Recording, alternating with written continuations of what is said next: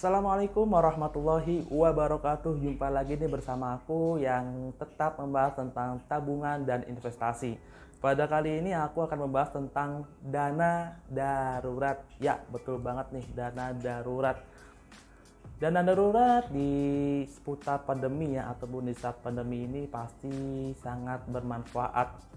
Bermanfaatnya gimana sih? Di pandemi COVID-19 ini banyak sekali perusahaan-perusahaan yang mem-PHK karyawannya, ataupun bahkan yang dulunya pengusaha yang jualan tiba-tiba sepi dan akhirnya bangkrut. Nah, dana darurat adalah solusinya.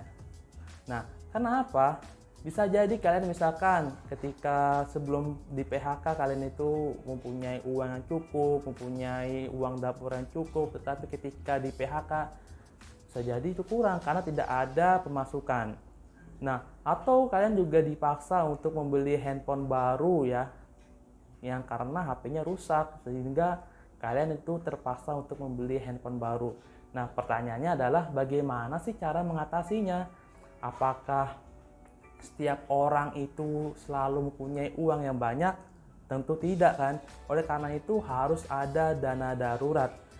Sehingga banyak sekali masyarakat di Indonesia ini yang dalam tanda kutip kurang memperhatikan dana darurat, sehingga ketika dia ada suatu permasalahan seperti PHK ataupun dagangannya bangkrut, sehingga dia itu jalan ninjanya itu adalah hutang. Nah, hutang. Nah, tentu hutang. Nah, tetapi kali ini aku akan mengajari kalian bagaimana cara mengatasinya dengan cara tidak berhutang, yaitu dana darurat. Lalu dana darurat itu bagaimana sih? Jadi simpelnya adalah dana darurat itu adalah dana uang yang kita tabung setiap hari, setiap minggu, setiap bulan, atau per tahun. Ya nantinya uang ini akan kita gunakan di kemudian hari dengan harapan bisa mengcover kebutuhan kita gitu. Misalkan ada suatu permasalahan yang mendadak, kita bisa menggunakan dana darurat. Lalu bagaimana sih cara menghitung ataupun cara menghitung? Kan pasti setiap orang punya, setiap kalangan punya penghitungannya berbeda-beda ya. Aku akan membahas dalam 3 kategori. Yang pertama adalah kalau kita masih single. Yang kedua apabila kita sudah menikah dan belum punya anak. Yang ketiga sudah menikah dan punya anak. Nah, ini adalah tabel yang menjadi sumber perhitungan ya. Misalkan dari 3 kategori yang aku sebutkan sebelumnya adalah yang pertama masih single, yang kedua sudah menikah tapi belum punya anak, yang ketiga sudah menikah dan punya anak. Nah, kalau kalian lihat, yang pertama yang paling atas adalah menghitung berapa pengeluaran kalian setiap bulan.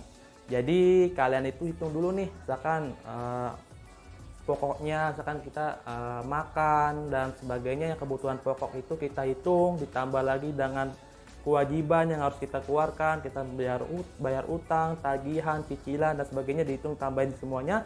Intinya biaya pengeluaran setiap bulan teman-teman semuanya. Jadi kan setiap kalangan 3 kategori itu kan berbeda-beda. Nah, kalian tuh coba deh di list berapa sih pengeluaran kalian. Nah, lalu rumusnya bagaimana? Untuk yang single, kalian itu cukup 3 kali pengeluarannya. Jadi setiap bulan misalkan 3 juta, 3 kali 3 menjadi 9. Jadi kalian yang masih single harus siapkan dana 9 juta untuk dana darurat. Lalu yang sudah menikah tapi belum punya anak, itu aku menyarankan untuk 6 kali pengeluaran ya. 6 kali pengeluaran dalam bulanan kalian. Misalkan 3 juta per bulan, maka siapkan dana darurat menjadi 3 dikali 6 adalah 18 juta. Jadi siapkan 18 juta, begitupun dengan yang sudah menikah dan punya anak. Maka aku sarankan untuk menyiapkan dana darurat sebesar 12 kali pengeluaran. Jadi supaya ketika ada permasalahan yang mendesak atau kebutuhan yang mendesak, kita tidak harus meminjam oleh saudara, orang tua, kan kita malu. Atau apalagi kita jangan sampai termasuk orang yang minjam ke pinjol atau pinjaman online ataupun apapun itu yang nantinya akan memberatkan kita sendiri. Lebih baik kita menyiapkan dari sedini mungkin supaya keuangan kita akan lancar dan berjalan stabil. Nah, buat kalian yang kayaknya masih bingung dan punya referensi, silahkan tulis di kolom komentar. Itu menjadi sumber perhitungannya menurut aku sendiri, sehingga menurut aku ya perhitungan dana darurat ini sifatnya tidak menetap. Intinya kalian harus menghitung dulu pengeluaran setiap bulannya kira-kira berapa. Apabila pengeluarannya itu setiap bulannya kecil, maka dana daruratnya itu kecil. Tetapi kalau pengeluaran per bulannya itu besar, semakin besar, maka dana darurat juga harus besar. Seperti itu. Nah, lalu dana darurat itu masih ada yang bingung nggak sih fungsinya apa? Nah, mudah-mudahan udah bisa dimengerti ya. Jadi intinya adalah dana darurat itu sangat bermanfaat nih buat teman-teman yang sekiranya di masa yang akan datang itu ada kendala mendesak, sehingga kita tidak merepotkan lah untuk saudara kita ataupun apalagi merepotkan orang tua kita. Nah, dan juga dana darurat ini adalah digunakan untuk tidak mengganggu tabungan utama kita. Misalkan teman-teman punya target untuk membeli mobil, membeli rumah, sehingga kalau ada dana darurat dan ada permasalahan yang mendadak, kita tidak mengotak-atik dana tabungan yang menjadi impian kita ke depannya untuk membeli sesuatu. Jadi lebih baik kita persiapkan sedini mungkin daripada mempersiapkan dari akhir ataupun di permasalahan yang ujung-ujungnya adalah hutang. Oke, terima kasih buat kalian yang udah nonton, dan jangan lupa tinggalkan like, subscribe, dan komen, dan berikan komentar positif di bawah ini.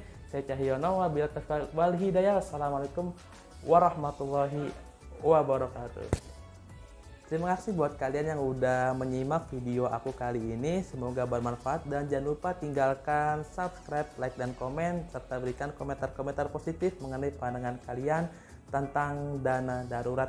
Kalian juga boleh nih cerita-cerita tentang permasalahan dana darurat kalian di kolom komentar, supaya teman-teman yang lain juga bisa mengetahui dan kita sama-sama membahasnya. Oke, sampai jumpa di video selanjutnya.